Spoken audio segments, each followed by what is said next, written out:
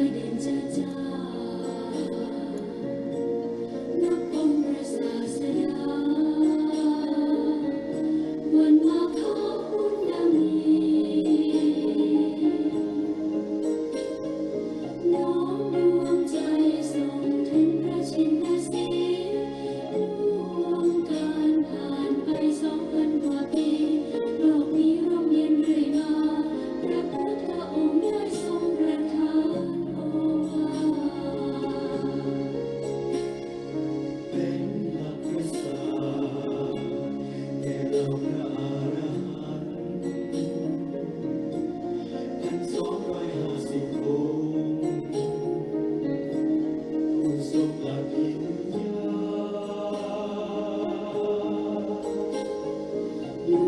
kênh Ghiền Mì Gõ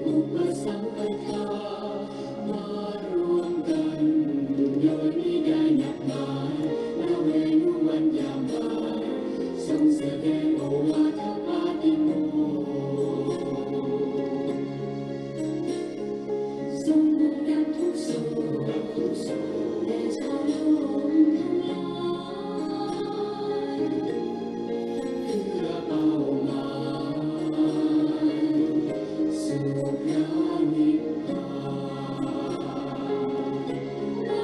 lỡ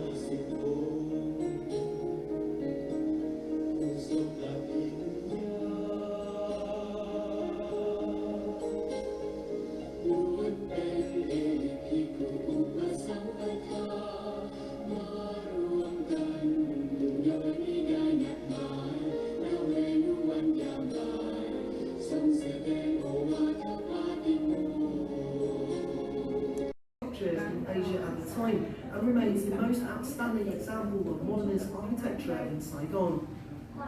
According to the design plan, architect Ngo Viet Thu wanted to convey the philosophical ideas of Chinese characters through architectural elements such as the idea of the three horizontal strokes of the character 3. When these three horizontal strokes are linked in the middle by a vertical stroke, the character 3 becomes king. Many people mistake the character king as a reference to monarchy. Yet, according to the late architect Ngo Viet Thu, king here is the kingly way, and the kingly way does not mean monarchy. To our forefathers, the kingly way of course includes benevolence, righteousness, courtesy and wisdom, as well as trustworthiness and filial piety in order to be righteous and courteous. In designing the palace, Ngo Viet Thu honoured the original French architecture and had the structure face outward towards a big boulevard of the city. Dr. Architect Ngo Vietnam's son, the son of late architect Ngo Viet Thu. When designing Independence Palace, my father kept in mind the idea of the kingly way, which means that the leader is responsible for guiding the country and the community to steady the development and prosperity, and the architectural design of the palace is among the forces that support him. Thus, the design included feng shui solutions to neutralize the bad energy of the central axis of a road heading straight to the palace. For instance, there were circular driveways and a lake with a fountain on it. Thus, the palace could lie directly on the central axis of Lezuan Boulevard, and this conveys the idea that the ruler has to stand in the breach and lead from the centre, as well as the traditional Asian saying that one should never sit on a misaligned mat. During the construction of the new palace, Ngo Dinh Diem's family moved to temporary quarters at Norodom Palace, which is now Ho Chi Minh City Museum. On November 1st, 1963, while the new palace was still under construction, a section of the South Vietnamese army led by General Nguyen Van Thieu launched a military coup against Diem. On the next day, November 2nd, 1963, some soldiers loyal to Minh captured and shot to death Ngo Dinh Diem and his younger brother and advisor, Ngo Dinh Diem.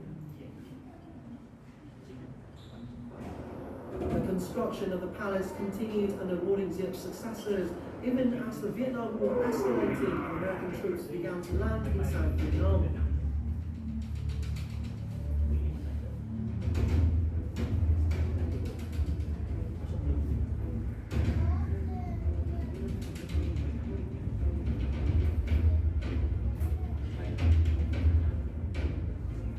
Not until October 31st, 1966 was the new Independence Palace inaugurated.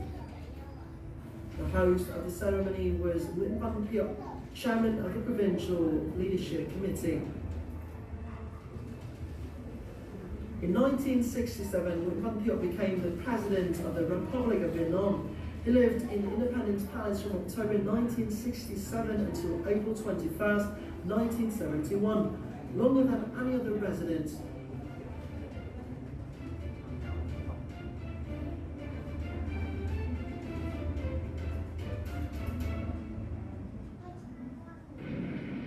During the Tet Offensive of 1968, Independence Palace became the target for the attack by the Saigon-Zeding Special Forces.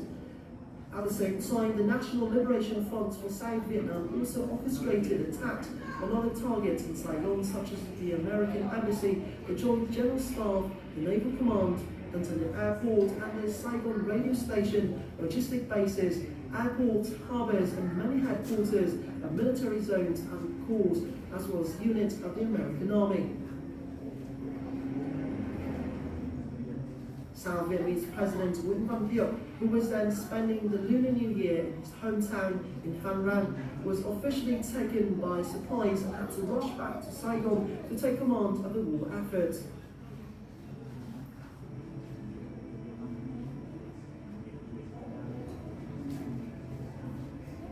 Following the first wave of attack during Tet, US President Johnson had to announce a partial halt to the bombing of North Vietnam and declared that Washington was ready to begin peace talks with the leaders of North Vietnam. Johnson also announced that he would not seek re-election as US President. Johnson's successor, Richard Nixon, came into office in 1969, promising to end the Vietnam War. Yet while Nixon gradually reduced the number of American soldiers in South Vietnam, he launched new offensives in Cambodia and Laos to pressure North Vietnam to make concessions.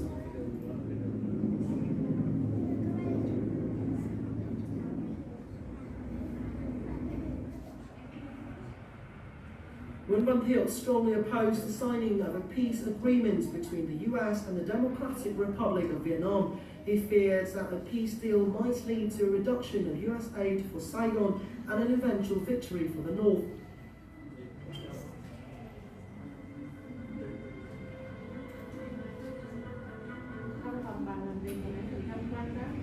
In 1972, in response to a new North Vietnamese offensive against the South, Nixon ordered a new massive bombing campaign, which included renewed attacks on North Vietnam.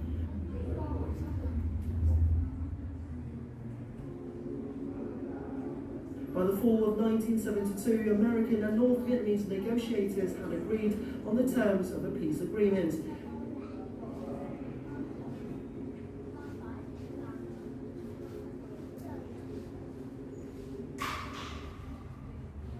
Yet Van Thieu refused to accept the agreement, fearing that Nixon planned to abandon South Vietnam. In late December 1972, in a bid to persuade Thieu of his commitment, Nixon launched Operation Linebacker 2, which used hundreds of bombers to drop tens of thousands of tons of bombs in Hanoi and other northern areas.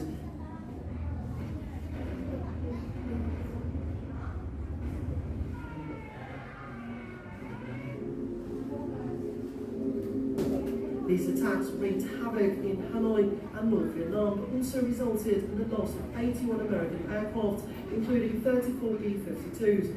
Hanoi described the battle as a Dien Bien Phu in the air.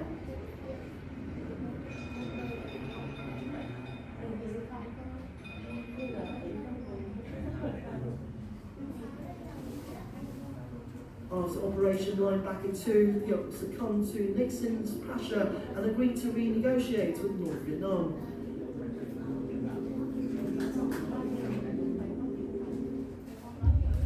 On January 27, 1973, the Paris Peace Accords were signed by the representatives of four parties: the United States, the Democratic Republic of Vietnam, the Republic of Vietnam, and the Provisional Revolutionary Government.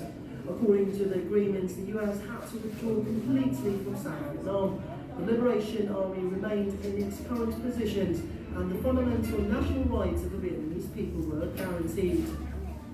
I have asked for this radio and television time tonight for the purpose of announcing that we today have concluded an agreement to end the war and bring peace with honor in Vietnam and in Southeast Asia. After the US withdrew its troops from South Vietnam, the fighting between Saigon and the Liberation Army continued unabated. The US continued to support Thieu's government, but provided much less economic and military aid than before.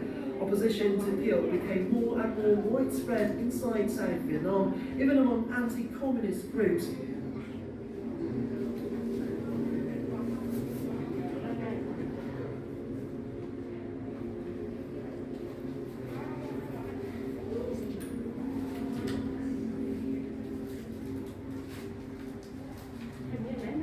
Nguyen Van Thieu's government could not resolve a series of complicated political, economic and social issues that ensued after the US withdrew, and the US aid was reduced to a trickle.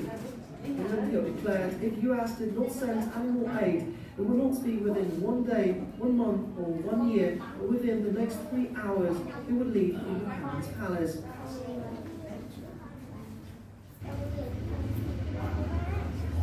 At the end of 1974, North Vietnamese troops laid siege to the town of Phu Long.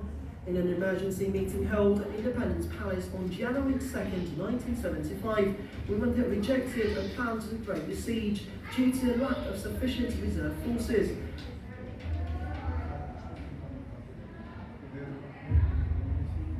Phu Long was liberated on January 7th, 1975. 2 months later, North Vietnamese forces launched a new offensive in the Central Highlands.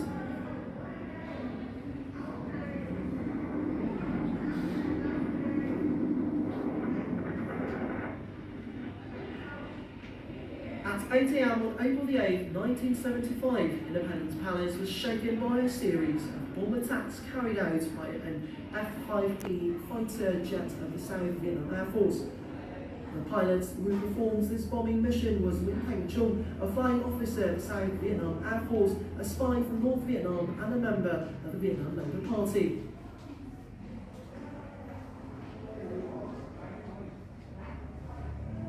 Two weeks later, on April 21st, 1975, Nguyen Van Thieu announced his resignation on Saigon television as North Vietnamese forces moved closer to the city.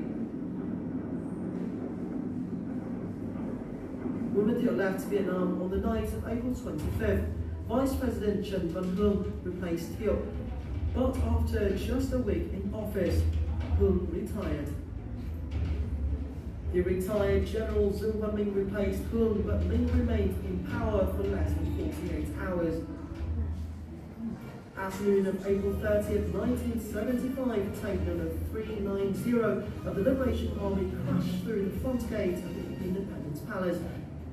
A reporter took picture of the tank at the historical moment it was crashing through the front gate, and the photo was considered the iconic image of the fall of the Republic of Vietnam government. At 11:30 a.m. on the same day, Lieutenant Nguyen Van Thieu, the captain in charge of tank number 843, lowered the three-striped South Vietnamese flag that had been flying over the Independence Palace and raised the flag of the National Liberation Front for South Vietnam. Immediately afterwards, Nguyen Van Minh, the last president of the Republic of Vietnam, announced his government's unconditional surrender to revolutionary forces.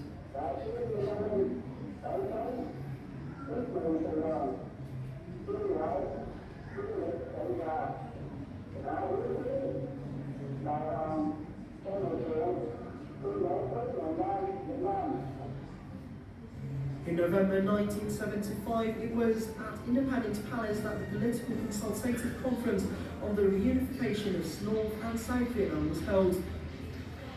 With many significant historical events being held here, Independence Palace was recognised as a National Historical and Cultural Monument in 1976. Independence Palace was managed by the Reunification Council, a unit under the Government Office of the Socialist Republic of Vietnam. In 1990, the Reunification Council opened the palace to domestic and foreign tourists to visit.